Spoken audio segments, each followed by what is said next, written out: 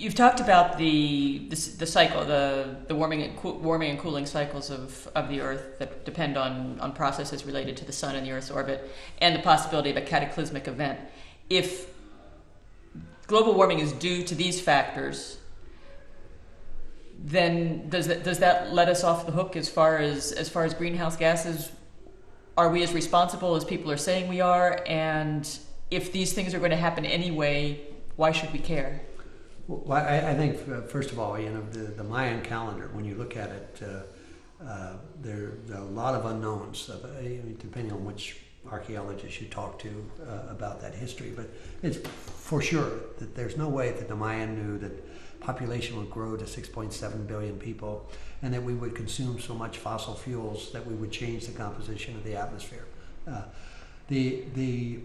I believe when you look at the Earth system, you have to realize there are natural events that have occurred. And natural events, when they happen, humans have to respond to them. They have no control over.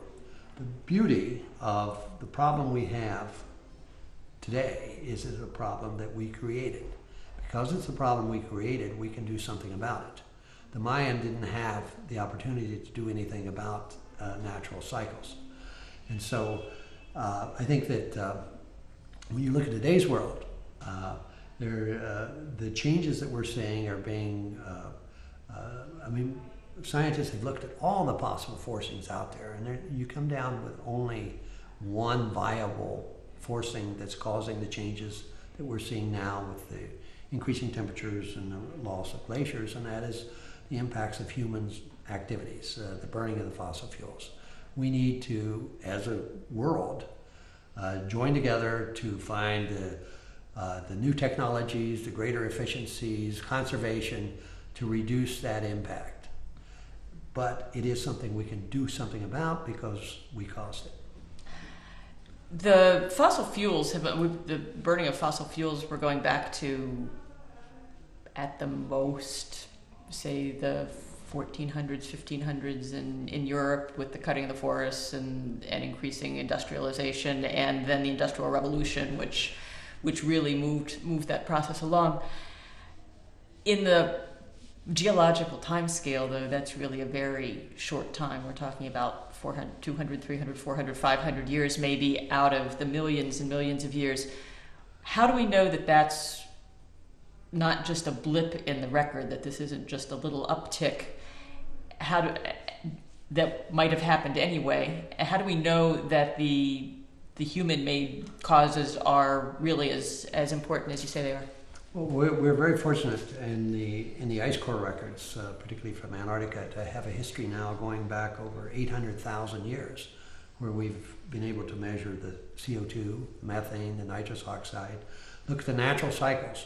And it's amazing when you look at it. You can see the Milankovitch forcings, a 100,000-year cycle, and say CO2. You can see that during times when the Earth is covered with ice, CO2 levels are 180, 190 parts per million by volume. And in warm periods when the ice melt back, CO2 would rise to 300 parts per million by volume. Today we're at 386 parts per million by volume. We have never seen that in 800,000-year history that we have in the ice. And unfortunately, the projections of where we're going to be by 2100, there's no analog to this in that natural history. And so if you look at the human impact, this change you're talking about, taking place in the last 500 years, but particularly in the last 150 years, when the whole world is industrialized, and we talk about population growth, which is continues for the planet, but the development of economies, that's occurring 4 to 7 times faster around the world, and that requires energy. And right now, most of that energy is coming from fossil fuels, which puts us on a trajectory for increasingly rapid changes in temperature, more rapid loss of ice, and rise of sea level on the global scale. There's a lot of talk of reducing fossil fuel use. There's also talk of looking at mechanical ways of of reducing insulation of the Earth, increasing things that will increase reflectivity. Not too long ago, I read the suggestion that we plant crops that are lighter in color to increase reflectivity and cool the Earth. Are these things viable? Are they reasonable? I think we have to be very careful here, because I think people go very quickly from the place where they don't believe climate change is taking place to that, oh my God, it's terrible, and we're going to have to do something really quick. And so you have a lot of people talking about geoengineering, putting sulfate into the stratosphere through aircraft to reduce the amount of radiation received at the surface of the Earth. Things like seeding the oceans with iron to increase the sequestering of carbon, putting shades between us and the sun. The problem with any of those, when you start changing the whole system, there's going to be the unintended consequences. There will be winners and there'll be losers of those changes. And frankly, we don't understand the system well enough to undertake those kind of major changes. I do believe, as a scientist, that we should study them, understand what if. One of the things that always worries me is scientists are very conservative people. They tend to underestimate everything that they say. What if we are surprised by a very abrupt change in the system and we needed to implement something very rapidly? We should have done the basic research to determine, okay, which ones of these things might have the least number of unintended consequences, just as a safety factor. But I think that when people start arguing geoengineering as the solution, number one solution has to be conservation, making better use of energy that we have, increasing the efficiency of the products, be they cars, computers, so we can do what we need to do, but do it with less demand for energy.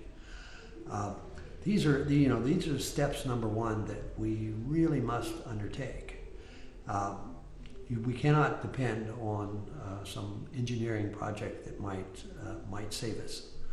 There's too many examples where we've tried major things in the past and they just have not worked for the well-being of human beings. When you look to the future, are you optimistic or pessimistic? It depends on the day, actually. I must say that for our programs, our research programs are international. We work in some of the most extreme environments on Earth. We work in places where there's wind, cold, very little oxygen. We're at the end of the food chain. And somehow we can set an objective and meet that objective. And we've done it now on 55 different expeditions. So my feeling is that when human beings finally realize the crisis that we face and we start dealing with it together, we can deal with this. But until we all realize that we're all part of this system, we all live on this one planet,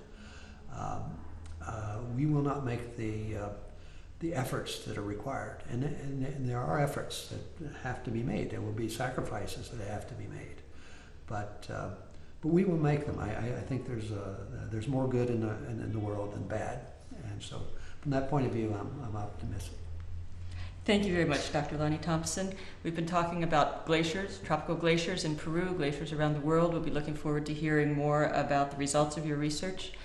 For the Peruvian Times, I'm Barbara Fraser.